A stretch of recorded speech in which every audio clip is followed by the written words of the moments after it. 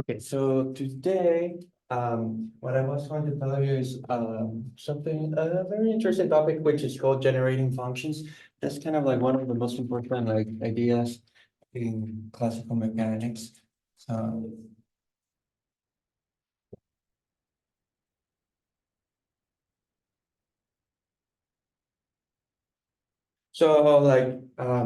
if you think about what some of the things we have done, I have spent like a notable amount of time telling you about like these canonical transformations or like symplectomorphisms, which is the other name for those things. So remember that was just like a change of variables to preserve the form of the equations, right? And I gave you like at least an example in the case of the spring, the harmonic oscillator of what is like a canonical transformation. But obviously, one question you could ask, like, well, first, what's the point of doing that, right? Like, why not just like work with the original coordinates you had in the system?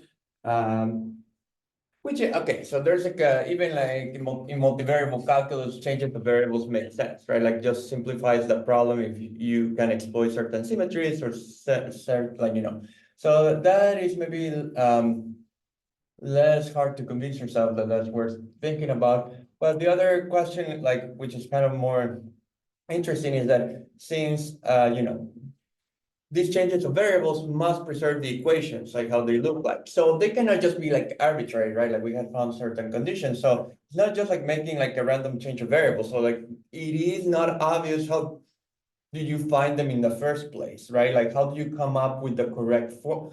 How do you come up with formulas that would create like the canonical transformation? So like one problem which is non-trivial is like how do you come up with like the canonical change of variables? How do you come up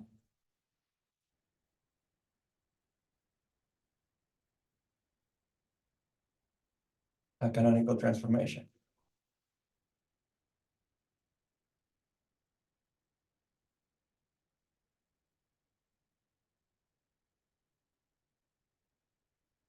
Because again, the idea, if just to remind you quickly, was that if you look at the equations, Hamilton's equations, this is how you can write them, right? Um, and if the change of variables is canonical, then it looks the same in the other coordinate system, just with primes everywhere, right? Uh,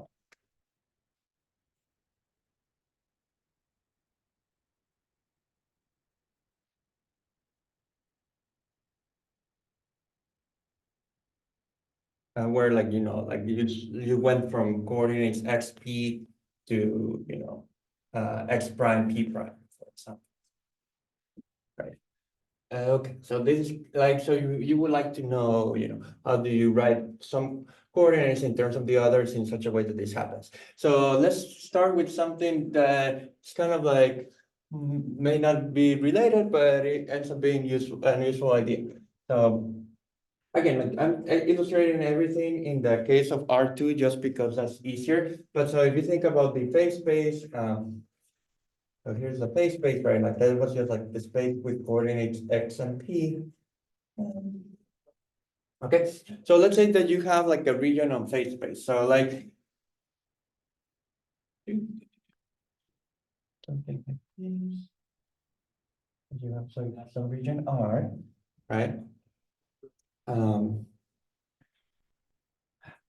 like put like whatever nice conditions you want, like simply connected, something like that sort, so it has no holes, whatever. So that like the theorems of multivariable calculus apply without issues, right? Because if you remember, like well, I'll do this in a moment, but yeah, like in Greek theorem, all those things, it is like sometimes better to just like work with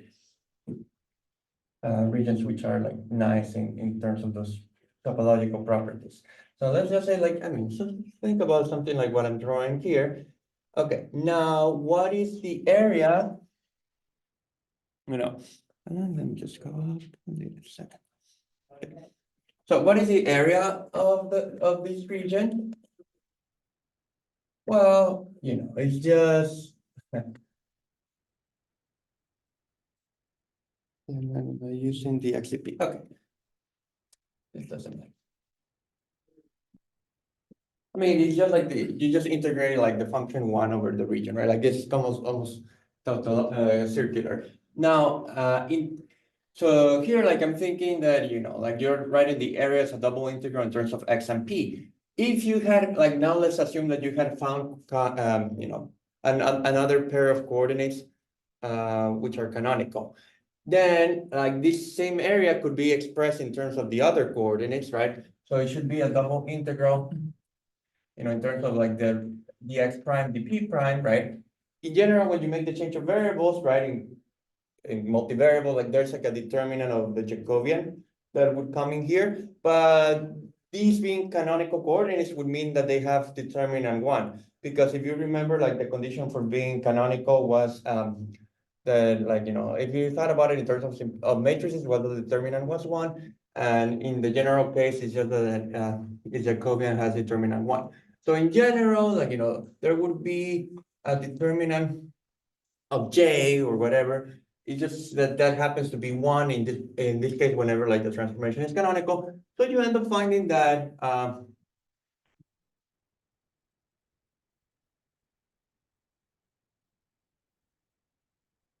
for any of these regions, you do have like this equality, right? Um, Now, why is that useful? So the first thing is that if you remember, you can use Green's theorem to rewrite like a double integral in terms of a line integral, right? So in terms of Green's theorem, so if you think about the like, let's call C the boundary of this region. So here's this curve C. So okay, here you have to let me just write Green's theorem, like the version that I think, like I'm thinking about somewhere in here. Just so if you remember Green's theorem for what, for circulation or for work, there are like two versions, one for flux and another for work. It's kind of like the same. So I'm just going to write it in the traditional XY version. So you have like a curve of you integrating like a vector field, right? That was the double integral over the region, right? Of like the third component of the curl, actually. So it ends up being something like this. If I, is that okay? Yes, I think we can double check it in a second. Okay, so I believe that's kind of how you know, the formula looks like. Well, usually this is called M and N, but I like kind of hate that notation. So if you, okay, so here X is like X and Y is like P, right? So these should match, let's see if this works. This should, I claim, be like PDX. Okay. Right, so if you take F2, sorry, if you take F1, right. So here, like F1 is like P and F2 is 0, right? So I'm secretly taking here like as as application of this formula, if I take Y dx, you get like the derivative, like this one goes away, and the derivative of F1 with respect to Y is just 1, so you get -1 dy dx, so you get minus the area. Right, so this is like the typical Green's theorem problem that you probably did, that how to find like the area in terms of like a line integral, right? Probably you were given that problem. So yeah, like, so I just multiply by -1 on both sides and then I'm good, right? So that would be, that is like a nice way to express this.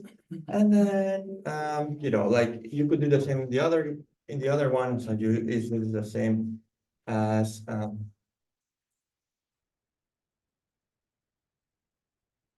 so these two things have to be, uh, okay, so far so good. Is that making sense?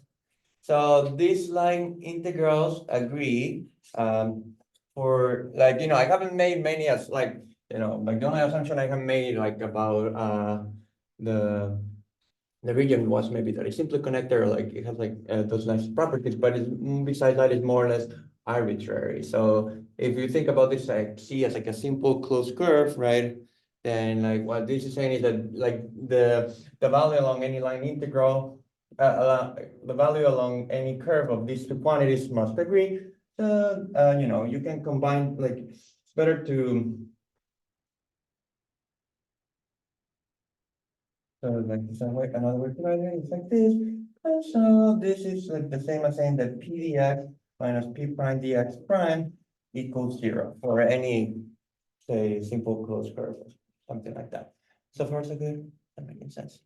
Okay, so like if you had taken, like, I'm trying to avoid kind of like too much like differential geometry to say this, like but if, like, you know, like it is secretly there's some sort of like conservative property happening here, because this is like a quantity that's vanishing along any closed curve, right? So let's just think about this a bit more precisely. So like, you know, how would you, like, if you had tried to evaluate this quantity, just to make it a bit more concrete, I don't want to erase this. You know, like how would you have evaluated like a line integral? To evaluate like a line integral, you can parameterize a curve, right? And usually you call t the parameter, but that can be confusing because you're, like, I'm using t for time. So let's say you think about parameterizing the curve in terms of arc length, right? So x and p, like everything becomes like a function of arc length. So this is like really saying the same as like, you know, p of s dx ds minus p prime of s dx prime ds, right? Like this ds equals 0, right? That's really what and right, once you parameterize in terms of arc length, maybe, you know, it's like a closed curve. So like, you know, like you're parameterizing like, I don't know, from 0 to like or from s1 to s2, I don't know here, some initial value and some final value for s. Okay.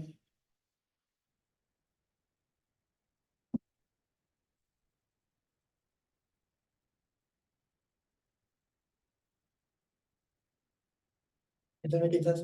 And so like the only way, like, so you're asking what, how can this ever be 0, right? For any arbitrary simple closed curve on the plane, right? So the only way for this to be 0 is for it to be like what you would call like a perfect differential, like, or a differential of a function. So there must exist. Okay, so basically what I'm saying, it is the same as kind of saying that somehow this is conservative, so there it is kind of like the gradient of a function. I'm kind of like trying to do like it, I'm basically doing that the same thing like as that, but like without like going into all those like terminology. So there must exist a function f such that p dx ds minus p prime dx ds equals df ds, something like that.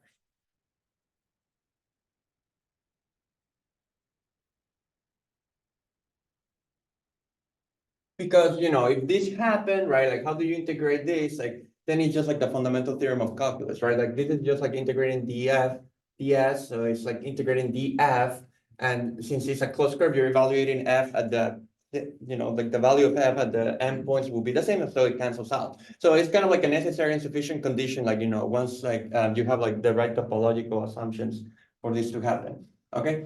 And so if you prefer like the way that this is like, you know, if you don't want to kind of, because s is kind of like an arbitrary part, well, in this case I kind of thought about it as a arc length, but you know, like it's more elegant drop the ds here. So the usual way in which this is written is in terms of like differentials, the way you write this is typically p dx minus p prime dx prime equals df. Okay, So it gives you like a relation between, it's saying like these two differentials must be the differential of a function, and this function is called the generating function for the canonical transformation. So here f called the generating.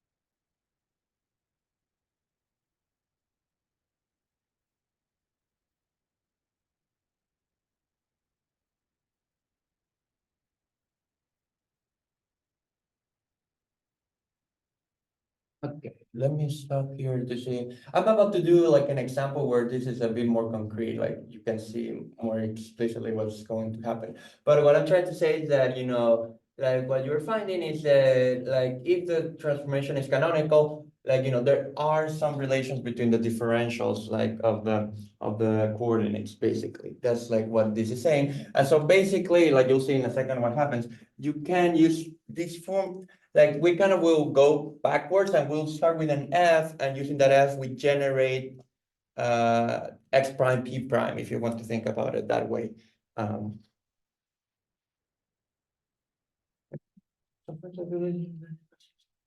can be a bit confusing like the first time you see it, but it's kind of like a cute consequence of like Green's theorem, basically, on the plane. I mean, you can do it also like in more dimensions, but yeah, if you do it there, like you do have to talk a little bit more about differential forms being closed, exact, and things of that sort, which is a bit tedious. So I'm just going to like stay on the plane because it's just like you can avoid a bunch of terminology. Okay, so that is like the relation. Now, I mean, you have to like what's the thing here? In general, like, you would like to think of this function is kind of like a function that you would think about in terms of x and p, or it's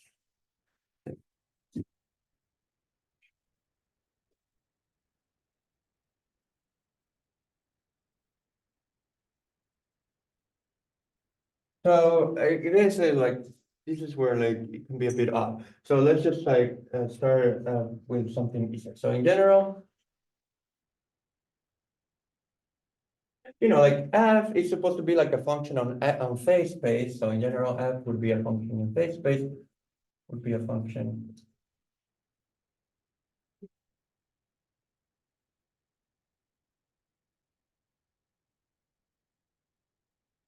Um, so that means that it would be written like in terms of, so you could regard it as like a function, so you can think about it. You can think about it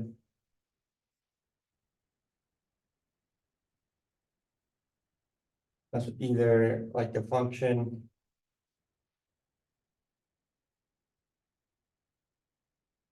or like like if you think of the function, you could write it in terms of two different coordinates, like x p or x prime p prime. Like that's kind of like, like maybe the initial way to think about this function.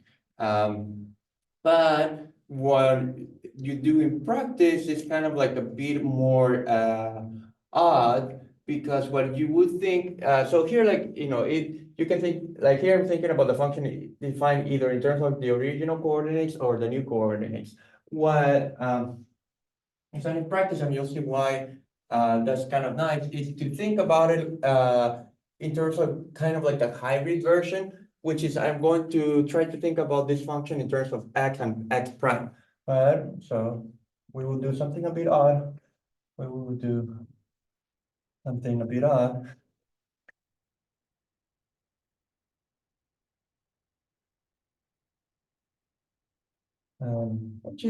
Which is to think of f as a function of x and x prime.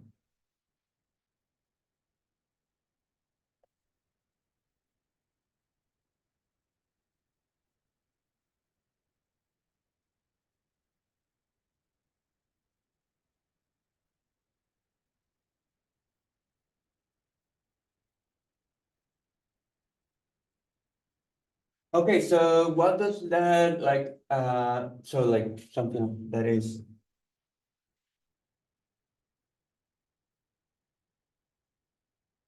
Okay, so in practice, what would that take? I mean, like, if you just think about it, like,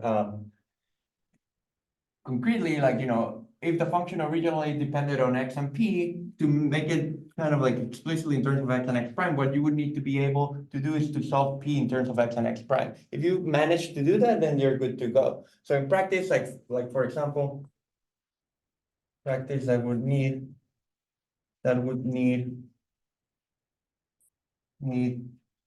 to being able to write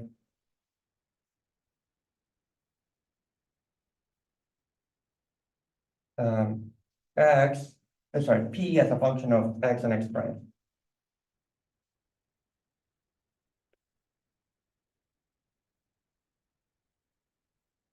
Is that making sense? Okay, again, this is all kind of like odd, but you'll see like it does give you like nice results. So the first, by the end of today. So the first thing you could ask is when does that happen, right? When can you guarantee that? So like a good way to analyze that is just like in the linear case first. So let's just go to the linear case for a second. Okay, I'll put this like on the top right corner because we'll need it in a while, but not for now.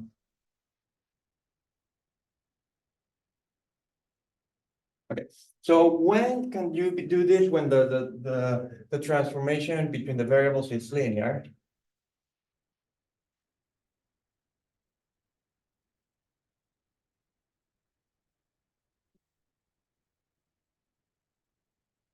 Okay, so here's like the first case,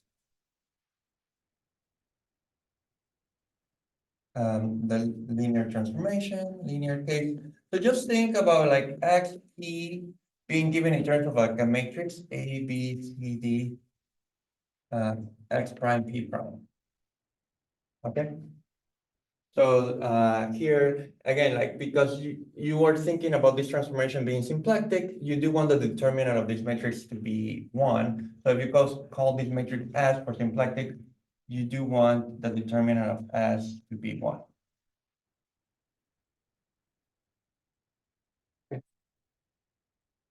So if you, I mean, it does like you'll see, like it doesn't matter which one you write in terms of the others. That will become clear in a second. So if you just think about it that way, that is just saying that x equals a x prime plus b p prime, and then p is right c x prime plus d p prime, right? Um, okay, so here, let's see. What's happening now? Like, so I was thinking like, oh, I want to think of P, right? I want to think of P as a function of X and X prime. So if you look at this like this equation, P like is already being given in terms of X prime. So like the only thing that you have to do is kind of remove the P prime here, right? So how can you remove the P prime here? Like, well, you use the first equation to solve for P prime, right? Like this is like very simple, like basic linear algebra. So to solve for like P prime, it is important to be able to divide by B, right? That's it. Like that's the only condition, right? And then you can substitute this back, and then like it would give you C x prime plus D P prime, but P prime is x minus A x prime over B. Okay, so let me just like write everything like more nicely. So, but like if you look at this formula, I mean, you can put like B as a common denominator. So you get C B x prime plus dx minus dA x prime. And then if like the things that you have with x prime in common is CB minus dA. So that is minus one because it's minus the determinant basically that you get there. So you end up getting, I mean, if you want to simplify this a little bit, which is not necessary, but it does look like less complicated that way. So you can write this as px minus um, minus x prime. Let me see if I didn't make any stupid. Okay, yeah. So you can write it that way. So that, like here I'm using that the determinant of the matrix is 1, right? So here I'm using that CB minus A, that AD minus BC equals 1.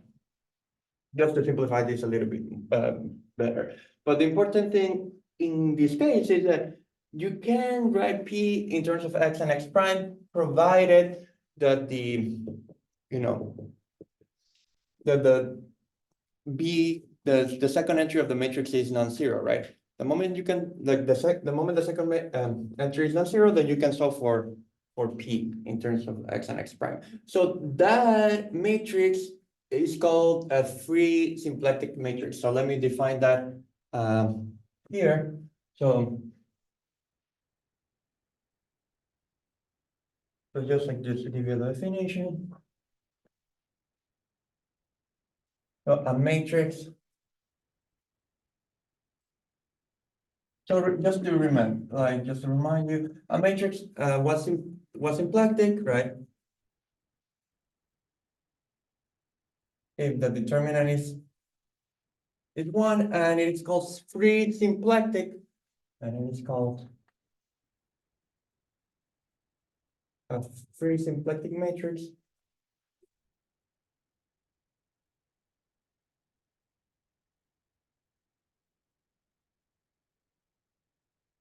If it is symplectic, right? If determinant of S is 1, so it's still like the symplectic matrix condition, and also B is non-zero.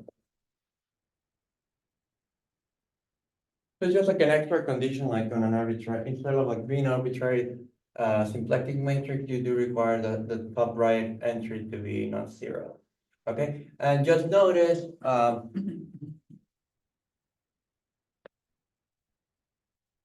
like for a 2 by 2 matrix, there is an easy formula for the like for the inverse, right? And so I always get it confused, but I think I wrote it somewhere in here. So I think this like minus B minus C dn or something like that. What is the formula for the inverse of a 2 by 2 matrix? Let me see. I think yeah. Like this is like the general formula for the a 2 by 2 matrix, like the inverse.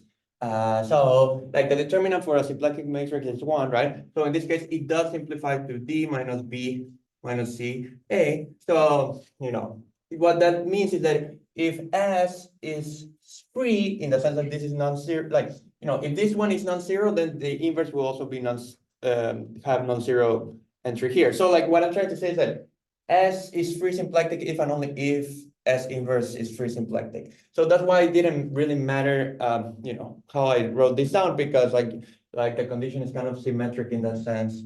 So S is free symplectic.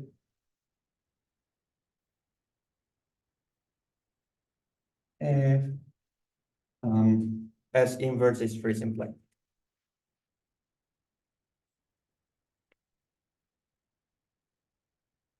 Is that making sense? Okay, and in the general case, right, if like the relation between the coordinates is non-linear, what do you say is a transformation? What is like a free canonical transformation? Is one where the Jacobian is free symplectic. So like you just like, again, like all these like things, like you kind of like solve the problem in the linear case, and in the non-linear case, you just like say that the linearization, which is the Jacobian, has to satisfy the conditions that you found in the linear case. So like in the general case,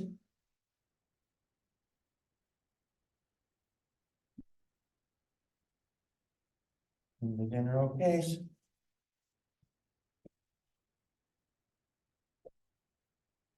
in the case, in the nonlinear case,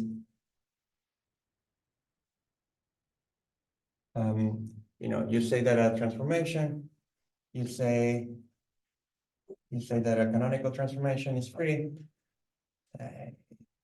that a canonical transformation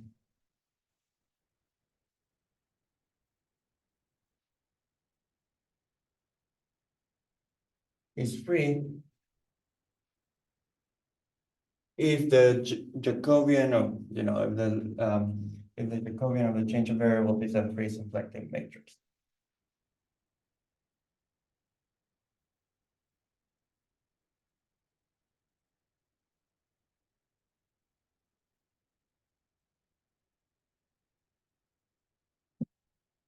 It's a free symplectic.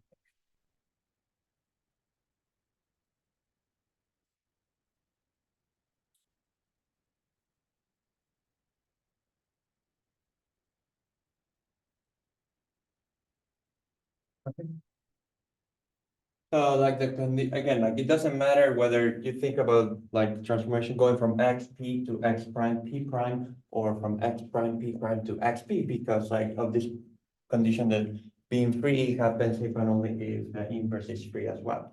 So that's what makes this like, there's no it is completely symmetric. Yes, sir.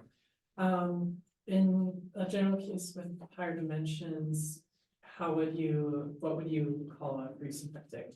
No, so they're still called free symplectic. The thing is like what happens in general, and it is similar. It's just that in the general case, like the general case is kind of like 2n. It has 2n by 2n matrix. So you kind of write the matrix in block form, and it is kind of almost the same. It's just that here like the factors are block matrices, so like n by n, and so it's kind of it would be, I guess, kind of like the determinant of B's invert, like this would become like an n by n matrix, and you kind of needed to be able to invert to divide by b, so like you need like b to be invertible, and I believe that's like the only condition in the general case. Like if you think about it, like it is almost essentially the same. It's just like everything is like when you can still write like the matrix in a block decomposition. It's just like every entry here is like an n by n matrix. But you can kind of still formally solve the system of equations almost in an identical way. Yeah. So yeah, it's not, but it still calls free, and it's basically the same idea. You like in the sense, the idea of being free is that the p can be written in terms of x and x prime. It's just that now x is like x1, x2, x3 up to xn, and x prime is like x1 prime, x2 prime, x3 prime up to xn prime. Is that making sense? I think so. So yeah, it's just like, what I'm saying is like in the general case, in the general case, like instead of like xp, you have x1, x2 up to xn, p1 up to pn, right? And then you want all of these to be written in terms of like x1 through xn, x1 prime through xn prime. But yeah, like if like it is better to use like maybe vector notation there. So like you think of the now kind of like this as a vector equation, but now this is like A, B, C, D, right? X prime, P prime, right? And now it's just like like now the thing is like everything here is like a matrix, right? But now you're still trying, I mean, formally it's almost like the same system of equations that we had before, but you want to solve for this matrix equation, right? So you still have, like, yeah, you would still say that x is a x prime plus b p prime. So if you wanted to get rid of the p prime, like you would say that x minus ax prime times b inverse, right? Like that's the only thing here that you have to put is p prime, right? So it is still, now you need like b to be invertible for this to work, and then once you have p prime here, you can plug it into the second system of equations. So it kind of does work more or less the same way as before, if that makes sense. Okay, so actually going back to the Uh-huh. 2x2 case then. Uh-huh. In the case that b is different from 0, then we don't really have a formula for b prime, right? Because it wouldn't really be defined since we're dividing by b. Right. So in the case like okay, right. So in the case that let's just right, if b, right, if the right, let's see what happens here if let's just write it like, yeah, what happens if b is 0, right? That's what you're asking. Since that's what we defined as a free symplectic. Correct. It wouldn't be free, right? So in that case, yeah, what do But let's just do it here. What do you end up getting? Right, so you want something like XP is now, let's say A0, right? C, D, right? In fact, like, you can say a little bit more if you want it, because the determinant of this still has to be one. So you can even write, if you like, the second, like the fourth one as 1/8. Because of it, now you know a little bit more what the determinant should be, right?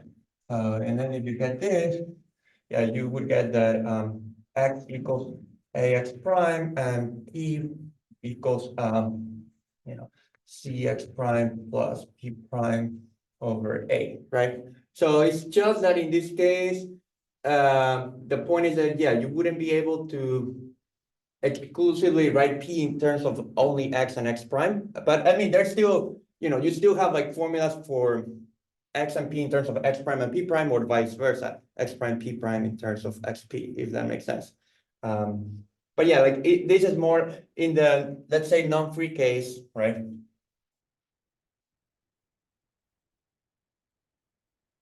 This is kind of how it would look like.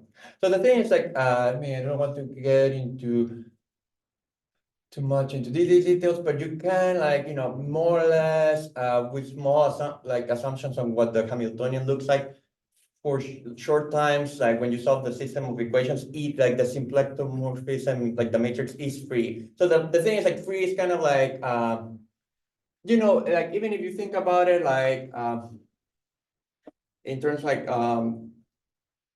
of conditions, like, being free just requires, being non-zero, right? So being free, non-free is like a special thing, because you have to set b equal to 0. So like generically, if you want to think about it like without like any rigorous sense of the word, like, if you just have to choose b at random, like you would expect like b to be non-zero, right? So like the overwhelming majority of like the matrices in some sense should be free, right? And that's more or less true, like what happens, like, if that makes sense. So, because, like, in fact, there's like, there's like a more precise way to think about it, because if you're non-free, you only have two parameters to choose from, right? A and C. Like, so if, I don't know if you remember, like when the matrix was when the matrix was symplectic, like you have this condition AD minus BC equals 1.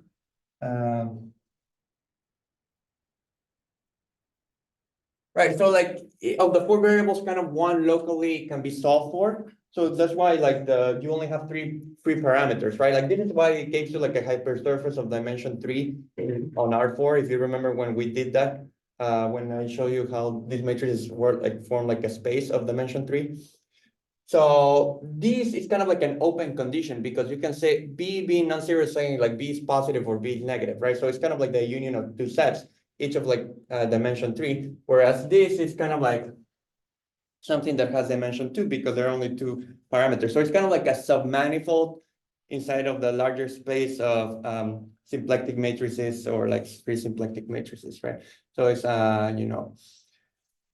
right, it is like has like measure 0, or like has like in the total space, like it is like, it's kind of like thinking about the rationals inside like of the real numbers, right? They're nowhere dense or things of that sort. It's kind of like they have like, they're studying the same relation to the free total matrices. Like they were like the free matrices are kind of like the irrational numbers, right? And the non-free ones are kind of like the rational numbers. Like the overwhelming majority of the matrices are free, if that sounds reasonable. Is there any other questions about this? Okay, cool. So like the point is that this is not like, assuming that the transformation is free is not such a big deal. And again, it can be justified with more, if you look at specific Hamiltonians and things like that, and you do notice that they have like the transformations end up being free. So why? Okay, why am I doing all this the junk stuff?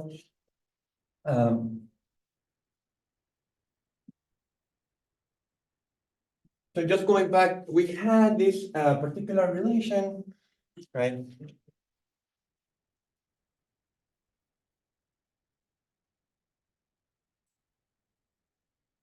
Okay, now, if you assume that, assuming the relation between the variables is free, assuming.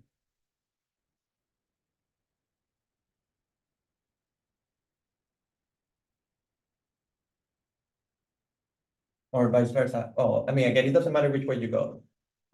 Because of what we were saying before, that's free, then that means that, this thing, this function f, which originally you would have thought of like maybe a function of x and p or x prime p prime, you can think about it in terms of x and x prime. We can think of f as a function.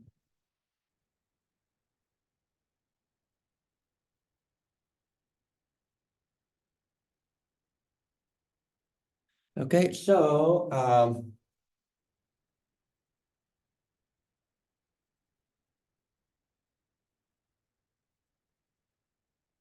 okay, and then what's the differential of a function of two variables? The differential is just the partial derivative. I mean, the partial derivative of the function with respect to the first variable times the x plus the partial derivative of the function with respect to the second variable times the x prime, right? That's just like the linearization, basically, in differential notation. Okay. And so if you plug that into here, you get that p dx minus p prime dx prime, is dx dx plus dx dx prime dx prime. Okay.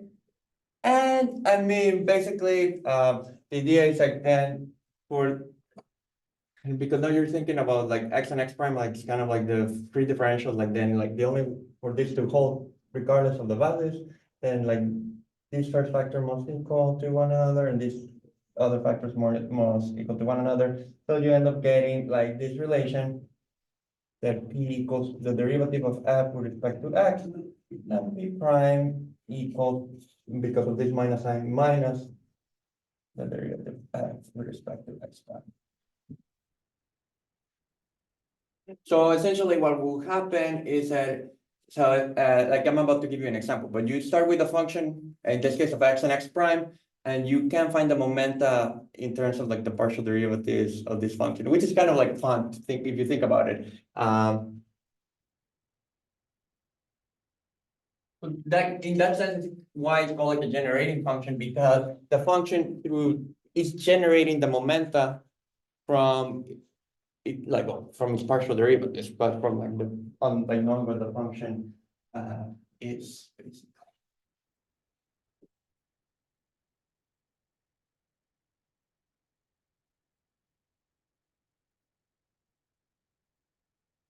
like in more geometrically, like if like just to let me write it, if we were doing this in R3, so if we were in R3, so like if we were in R3 in the sense like that you have three coordinates x, y, and z for position and three coordinates for momentum, p1, p2, p3. Then like this more or less looks the same, but it's kind of nicer because then as a vector, the momentum vector would be the gradient with respect to the x variables of f. Well, let's call this r for position vector, and then the other one, the p prime vector would be minus the gradient with respect to r prime. So like the point is that the momentum here is kind of like, it's, if you think about it as in terms of like gradient, it's nicer because like the gradient is like a vector. So the momentum will be following will be basically given by the gradient of this function. Okay. So let me give you an example just to make things a bit more concrete. Oh yeah, sorry. And then what we did before with like the Hamiltonian and like I and theta, that's just like a specific example of like this. Right, yeah. The thing is like these things like, in fact, like when you try to do examples, they are a bit tedious to work with. So let me just give you like a linear case, but it's kind of like nice to like, like, conceptually, most of the things kind of, once you understand them in the easiest case, like goes through to more general cases, it's just like, then it becomes like, more tedious, like in terms of like the manipulations. But for, like, here's like a very specific, case, right?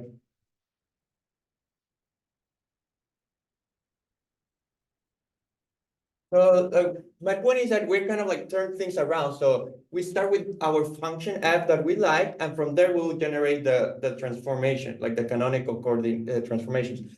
So something very simple you could just put in is like x times x prime, okay? And then you see what that happens. What is this in this case? So if you do that, right?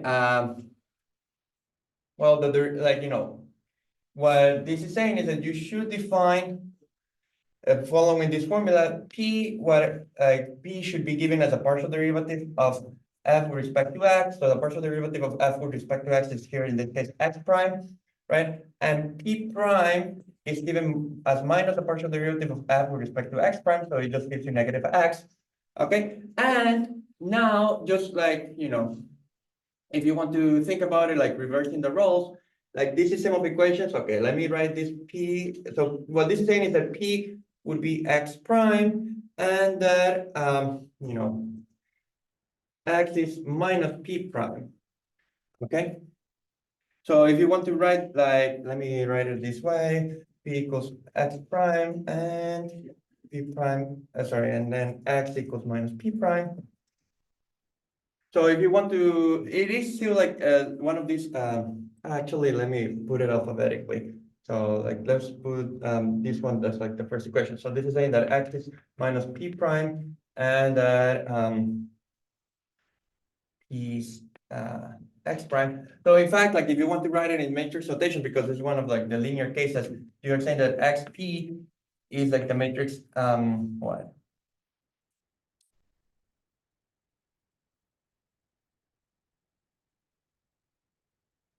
Zero,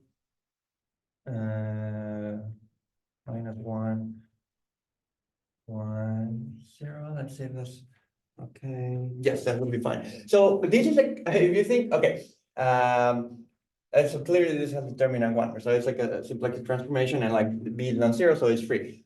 What's kind of weird about it, if you think about what this is happening, is like one way to, I mean, again, it doesn't matter which one you prefer to think as the original coordinates, but you could start, like one way to think about it is like you started with some coordinates x and p, and then the new coordinate, like, you have some coordinate x and the momentum p, and in the new system of coordinates, you kind of reverse the roles, right? So the new coordinate for position becomes the old momentum, and the new momentum becomes like basically the old position up to a sign.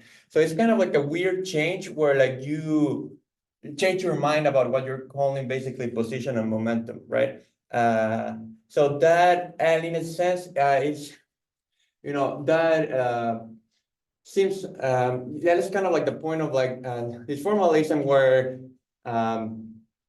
mathematically, like, like at the end of the day, you only care that you have like these canonical coordinates, but their physical meaning, like you can't forget about it to some extent, because it does seem weird, like if you think about it, like if you just start thinking of x and p as like in the usual sense of the word, that like you would do like a change of variable of this sort, but it's kind of like mathematically, like it goes through, and there are no issues with that. So like this is like a very simple example, where like if you had started with the function f, you get the change of variables in this way. Of course, like for more complicated things, then you have to be more clever about what f is. Now, the reason why we're doing this is that we are going to try to find like a very special generating function. So we're not doing this just for fun, right? Like the thing is like there will be like a very, like, as you can imagine, like, here I'm just saying, like, let's start with the function of x and x prime. Like there's tons of options for what that function could be. So that's not like that doesn't limit your space too much, or like of possibilities, because like you can, like you would start with a function of x and x prime. What we're going to do is kind of like ask for an extra condition for this function to satisfy, trying to kind of single out a little bit more like which one we should choose, and that will be like the a special generating function, which is called Hamilton's characteristic function.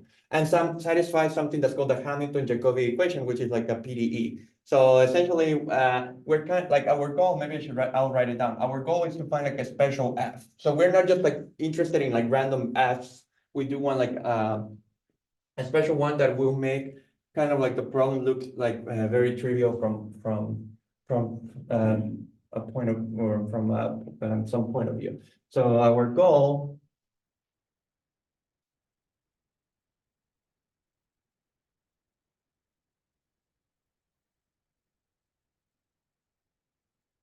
to find a specific F, find a specific F, or a special F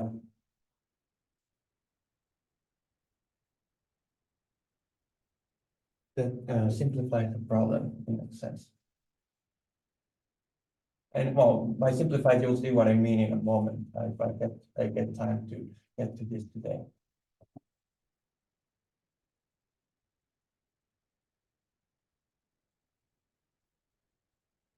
Yeah. What is the problem that we're referring to try and simplify? Oh, right. So what would happen? Yeah. Let's see. Let me first. Okay. So, okay. So, for example, like just by analogy, why would you do change of coordinates when solving, like doing like a double integral? Because like in the new coordinates, like the bounds are easier, right? Here, why would you do like a change of coordinates in the Hamilton's equations? Because with respect to the new variables, like the PD, like the equations that you have to solve become easier, right?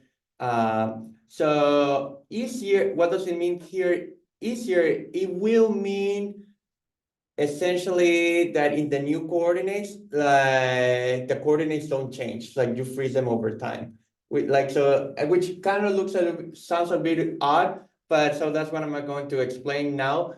But what you want is to make a canonical transformation where in the new coordinates, like the system, like, is kind of frozen in time.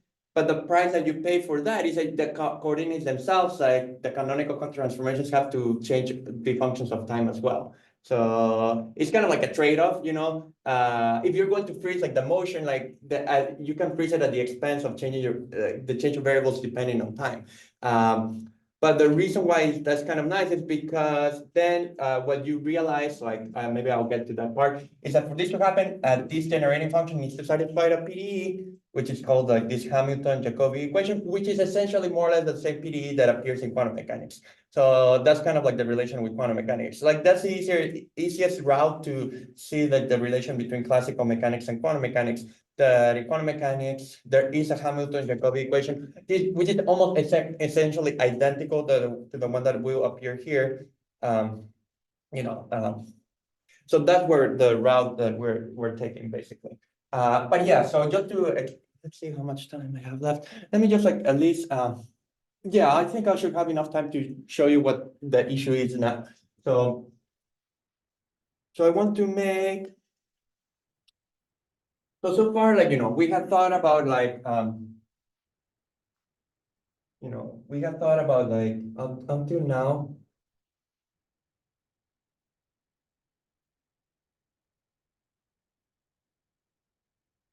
The change of variables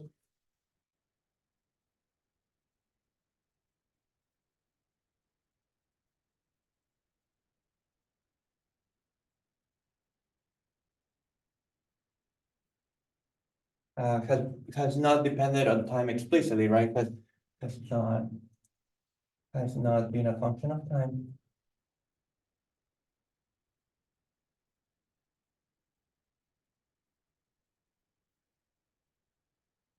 But now we want a change of variables that's time dependent. Okay, so now we want a canonical transformation. Now we want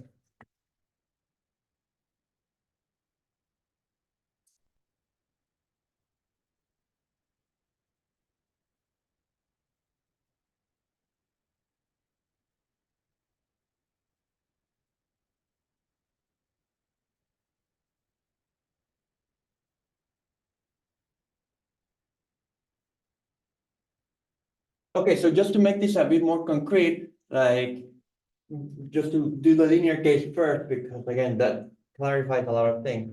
So let's just do the linear case first. So in the linear case, like before, right, what I was writing was something like, well, XP, is A, B, C, D times X prime, P prime, right? Where A, B, C, D are just constants, right? So the easiest like generalization that you can make of this is like put like the each coefficient now a function of t, right? Like that would be the time dependent transformation. So like we want to change this in like, so this is like autonomous, like, if you think about ODs, like it's being like autonomous being time independent. So here's like the time independent. So in the time dependent case, what you would like to write is something like XP equals like, A of t, B of t, C of t, D of t times X prime, P prime. Okay, that is kind of like the most straightforward thing you could do. And what you would mean here is that for if you fix the time, right? If you freeze the time, then for any time, this should be canonical. So the determinant for each t, the determinant should be one. So that's kind of like the analog of being canonical in this case, that like, if you freeze the time, so for every t, the determinant of this thing is one. So A of t dt minus b of t dt equals one, if that makes sense. Okay, so it's like a one parameter family of symplectic matrices. That's how you can think about this in this case. So far, so good. Is that making sense? Now, something really cool happens here. That's nice to analyze explicitly. And like for like the algebra actually becomes quite tricky. Like even if we in the linear case, so I'll just simplify this a bit more. I'll do kind of like a version of this, but time dependent. And you'll see what I mean by that in a moment. So let's just start with something easy. So let's see how I wrote it. So here's like a simple case.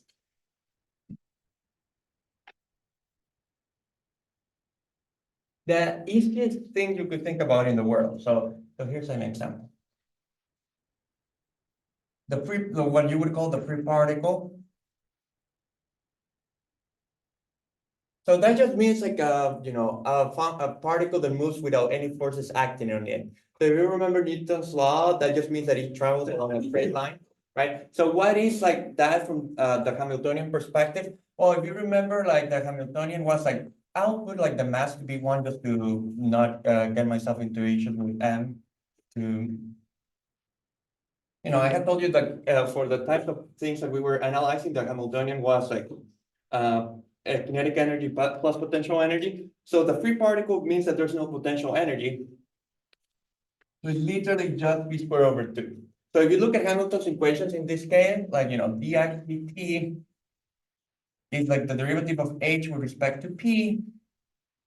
So that just gives you p, right?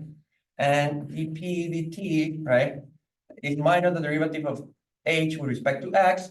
There's no x dependency, so that's just 0. So that's just saying that p of t is conserved. Like, I mean, it's a constant of motion, right? So p of t is really like a constant.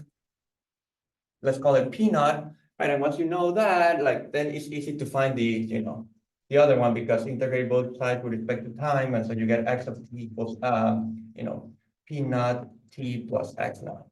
Right, so it is like the equation of a line, right? So it is really like Newton's first law. Okay, so this is like the easiest thing that you could do, right? Like you can solve the problem without anything. Like you just need to know like basic calc 1. So you could ask,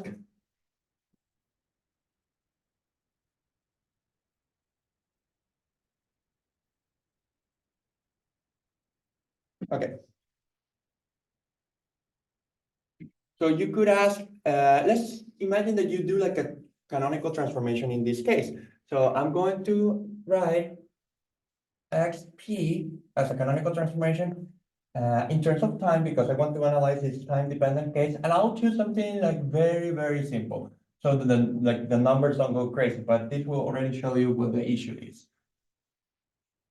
So before b was like a constant, right? I'm just making it depend on time now. And let's see, I'll put this one like this.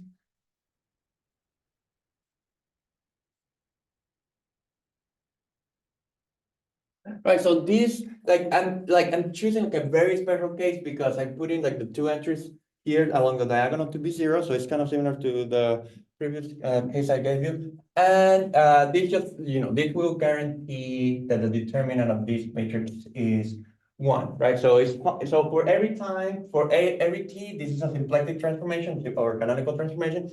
It's just time dependent. So again, like if you prefer to write it in terms of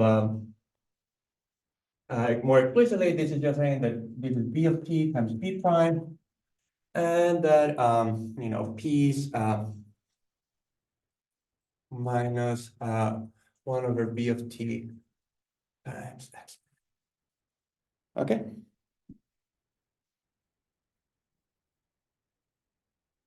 Okay, now why is that interesting? Because okay.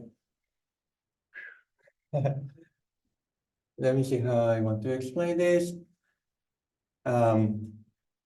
If you just what happens if you just substitute directly h and write it in terms of x prime p prime? Let's just think about that first. So how does h look like in this case? H is p squared over 2, right? So p squared now becomes this thing squared, right? So it becomes 1 over 2b squared. I'll write the dependency on t now to just make it easier. And then x prime squared. Okay.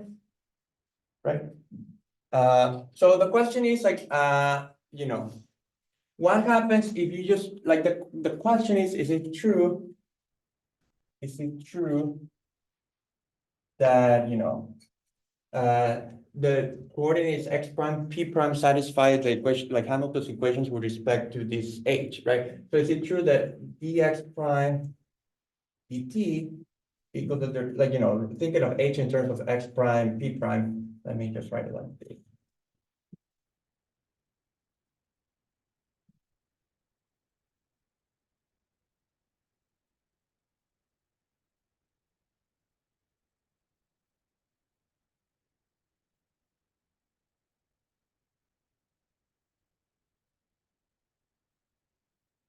Right, because if the point, you must remember that one of the points of the transformation being canonical is that the equations of motion look exactly the same way. So I'm just asking if when you make the transformation time dependent, will the equations preserve their form, right? So if you just go along with what this is saying, right? What would this be forcing you? This would be saying that the HDP prime should be 0, right? Because now there's no p prime here, so that this partial derivative would be 0, right? And that the other one would be, okay, what would be the other one? Like it would be minus x prime over b squared, right? So the question is it true that these two, that those are the correct time derivatives of these functions, right? Everyone with me? Or okay, so let's just check because we can cheat a little bit because we do have like the explicit solutions on the other side in terms of time.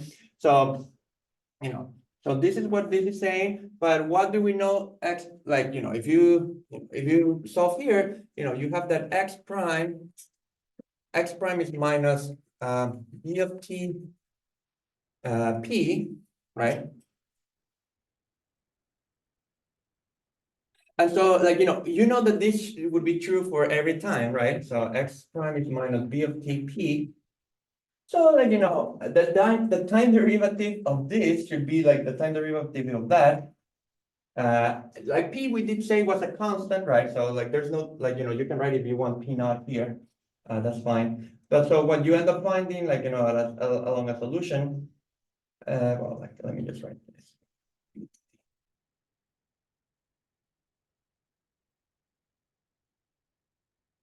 Right? Which is obviously not 0 unless, right? This is not going to be 0 unless b is time independent, right? So this is not 0, right? And likewise, what happens with so what I'm saying is that this, if you just go with these equations, this is giving you the wrong answer, right? Like you cannot just do that. And then okay, I'm almost done. At least I'll show you what the punchline is. Tell you what, so and then similarly, you can say here that p prime is x over b of t, right? And so if you do dp prime dt, there should be d over dt of x over b, and that should be the quotient rule. So it's like the derivative of the first one times the second one minus the third one times the derivative of the second one over the denominator squared. Right, and again, we know kind of the derivative with respect to t, like the derivative of x with respect to t is p naught. So you get p naught b minus x is p naught t plus x naught times dv dt. Dv dt is like whatever it is because I don't know anything about b, and so over b squared. And like the question is, would that be the same as this? Well, x prime, again, like if you put here x prime, that will get you b of t over b squared. So you get p over b, and that would give you p naught over b. And you know, p naught over b is kind of like the first factor, but definitely it's missing the second factor. There's no way to recover the second factor because the second factor has a derivative of b with respect to t, which again, like in the time dependent case, you wouldn't see it. So it really does, like, you know, it would be canonical in the time depend, like it would be fine in the time in the time independent case, but it's not fine here, right? So my point is that what I'm trying to get at is that when you do like the change of coordinates that depend on time, the equations of motion automatically get messed up, even if for each time the transformation is canonical, right? So that, okay, so what you do in this case is part of a larger story, like, and I'll just tell you what the answer is to fix this, because like that would, that does require like calculus of variations to like see why this works. But the idea is that the way to fix this is by adding a term to this Hamiltonian. So the like the new Hamiltonian is kind of like the old one plus like a correction term. So the solution, so what I'm, and so let me try to, um,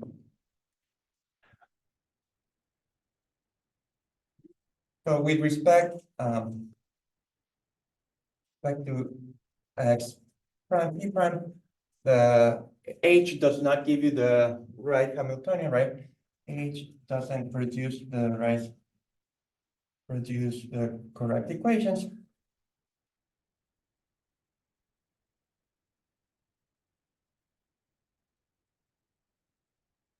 So the solution, like what you can check, and I do it explicitly in the notes for this case. It's kind of fun to go over it, but I don't have time to do it right now. But I did write it. I'll upload it in the. I mean, I'll upload this after class, so you can go through all the steps if you like. So what you can check, you know, in the case that that like the that for each t, the transformation, like the canonical transformation, is given by a generating function.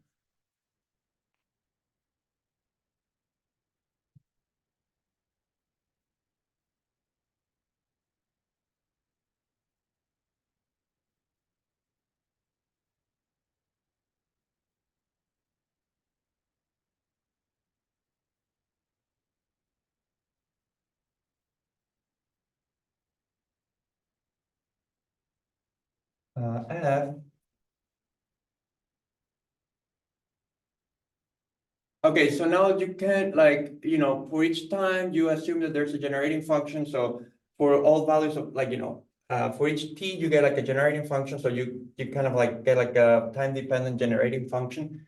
So for example, here, like the generating function would have been, I mean, we kind of did this before, but like the generating function in this case was kind of like x prime. So it's explicitly, it's just that now x, I think, I mean, it would be kind of, I mean, I have to check it. It would be this over B or something like that. Like it does, or let's see, I think it's kind of okay, but the things that now X prime depends on T. So you could write it explicitly in terms of T. So I do have to check this part, but like, I'm just saying that like in general, yeah, I think there's let me see if I have them. I may have it written down. Oh, yeah. So yeah, in this case, the generating function be something like, I think I may get it, maybe correct up to a sign, like something like this. Yeah, it's just that in the previous example, I had done like, I did this one before with, it's just like before like the B was 1, and so like there's like a rescaling by B of t that you have to make. So, but the point is that, in the, if for each t the transformation is coming from a generating function, what you can show, that the correct Hamiltonian